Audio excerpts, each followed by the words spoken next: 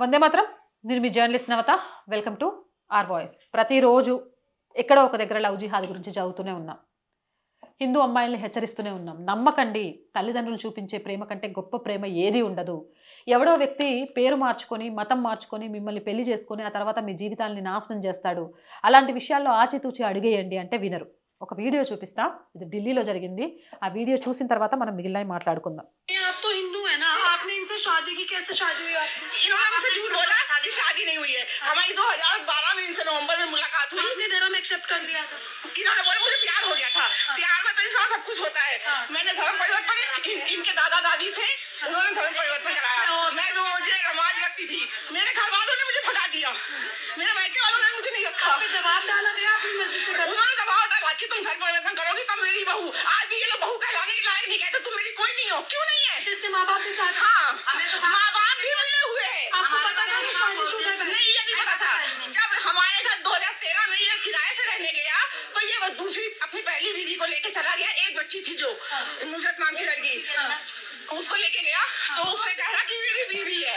फिर मैंने FIR करी, मुकदमा किया, ये वहाँ से भाग आया। उसके बाद ये फिर आए दिन मतलब प्यार में हम फिर इसको मानते हैं कि हाँ चलो आज नहीं कल सुधर जाएगा। जी हाँ, प्यार एक तरीके से मुझे मानसिक शारीरिक और हर तरीके से मुझे परेशान किया है। आज ये हालात है कि मैं कैसे लखनऊ से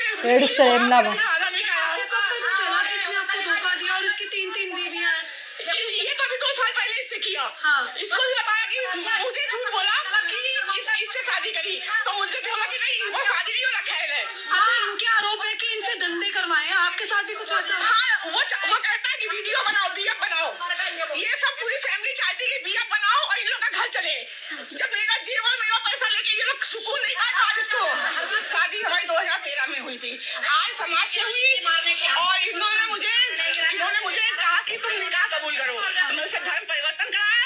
आज इनके दादाजी जिंदा नहीं है। ये बताइए हम लोग कहाँ के रह गए?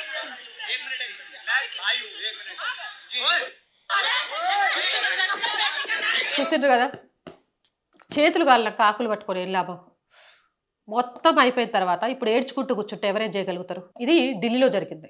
ఒక ముస్లిం వ్యక్తి ప్రేమ అనే పేరుతోటి ఒక హిందూ అమ్మాయిని నమ్మించి ఆర్య సమాజ్లో పెళ్లి చేసుకున్నాడు. ఆ తర్వాత నువ్వు ప్రేమ నిజంగా నన్ను ప్రేమిస్తే ఇస్లాంలోకి మారు, ఇస్లాంలోకి మారితేనే నిన్ను యాక్సెప్ట్ చేస్తారు. అట్లా ఆ అమ్మాయిని ప్రేమ అనే మత్తులో ఉండగానే మతం మార్చేసిండు. ఇక సరే పెళ్లి చేసుకున్న కట్టుకున్న భర్త అడిగాడు. ఆయనకు నచ్చినట్టుగా ఇస్లాం ఆచారాలను పాటిస్తూ ఉంటే నా జీవితం బాగుంటుంది అనుకొని పాటించడం మొదలుపెట్టింది. అలా జరిగిన కొన్ని రోజులకు సడన్గా ఒక ఆవిడ ఇంటికి వచ్చేసింది. ఎవరు నువ్వు అని అడిగితే ఏం మాట్లాడుతున్నావు, ఆయన మొదటి భార్య అని నేను, నువ్వెవరు నన్ను రావద్దన్నానికని క్వశ్చన్ చేసింది. అప్పుడు ఆ హిందూ మహిళకు దిమ్మ తిరిగి బొమ్మ కనిపించింది. అంటే ఇంతవరకు తను నమ్మిన వ్యక్తి తనను మోసం చేశాడని, తను రెండో భార్యనని తెలుసుకుంది. అయినా కూడా బయటికి వెళ్తే సమాజం ఏమంటుందో, పేరెంట్స్ యాక్సెప్ట్ చేస్తారో లేదో ఏదో అనుకొని వాడితోనే కళ్ళు మూసుకొని బ్రతకడం మొదలుపెట్టింది. ఇక ఇప్పుడు వాడు మరో హిందూ అమ్మాయిని ప్రేమ పేరుతో వలలో వేసుకొని 3వ పెళ్లి చేసుకునే పనిలో ఉన్నాడు. ఆ పనిలో భాగంగా 2 భార్యలను తలాక్ తలాక్ తలాక్ అని చెప్పి ఇంటి నుంచి బయటికి గెంటేసిండు. బయటికి గెంటేయడమే కాదు, డబ్బు సంపాదించడం కోసం ఆ 2 మహిళలను వ్యభిచారంలోకి బలవంతంగా నెట్టాలని ప్రయత్నం చేశాడట. ఇప్పుడు అతడి మొదటి భార్య, రెండవ భార్య ఇద్దరు బహిరంగంగా అతన్ని చితకబాదారు. 3వ హిందూ మహిళ మోసపోవద్దు అని చెప్తున్నారు. పోలీస్ స్టేషన్లో కంప్లైంట్ ఇచ్చారు. అయితే ఇందులో ఒక విషయం అభినందించాలి. ఆ అమ్మాయిని తనకు జరిగింది మోసం అని పూర్తిగా తెలిసిన తర్వాత ప్రాణం తీసుకోకుండా, లేకపోతే కాలం ఇంతే అని గడిపేయకుండా బయటకు వచ్చి వాడిని చితకబాదింది చూడండి. పోలీస్ స్టేషన్లో కంప్లైంట్ ఇచ్చింది చూడండి. ఆ విషయంలో అభినందించాలి.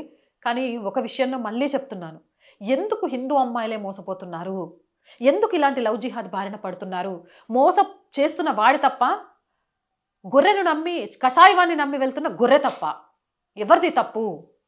ఇన్ని సమాజంలో జరుగుతున్నాయని చెప్పినా నా అక్బర్ అలాంటోడు కాదు, నా సలీం అలాంటోడు కాదు, లేకపోతే నా మహమ్మద్ అలాంటోడు కాదు అనుకుంటూ ఎందుకు జీవితాలను నాశనం చేసుకుంటున్నారు?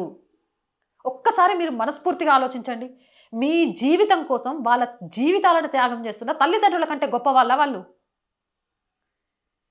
వాళ్ళు మీ జీవితం కోసం జీవితాంతం కష్టపడి మిమ్మల్ని పెంచి పెద్ద చేసి మీకు మంచి జీవితం ఇవ్వాలనుకున్న సమయంలో మీరు మీ జీవితాన్ని నాశనం చేసుకొని మళ్ళీ కన్నీరు పెట్టుకొని వస్తుంటే ఇంకా వాళ్ళ జీవితంలో ఏముంది మిమ్మల్ని ఆదుకోవడానికి, ఇంకా త్యాగం చేయడానికి ఏముంటుంది వాళ్ళ దగ్గర? కొంచెం ఆలోచించి నిర్ణయం తీసుకోండి, జీవితాలను ఛిద్రం చేసుకోకండి. ఇంతకంటే నేను ఏం చెప్పాలి అనుకోవట్లేదు. జై హింద్, జై భారత్. అండ్ మోర్ వీడియోస్ కోసం our group of channels, our voice, our political, our Sanskriti ఛానల్స్ని వెంటనే సబ్స్క్రైబ్ చేయండి. కంటెంట్ బాగుంది అనిపిస్తే లైక్ చేయండి, షేర్ చేయండి, మీ అభిప్రాయాన్ని కామెంట్ చేయండి. అండ్ ఆర్థికంగా ఆర్ వాయిస్కి మీ అందరి చేయుత చాలా చాలా అవసరం. ఆర్థికంగా సపోర్ట్ చేయాలంటే స్క్రీన్ మీద గూగుల్ పే, ఫోన్పేతో పాటు అకౌంట్ డీటెయిల్స్ ఇచ్చాను, మీకు తోచిన సహాయాన్ని అందించండి. జై హింద్, జై భారత్.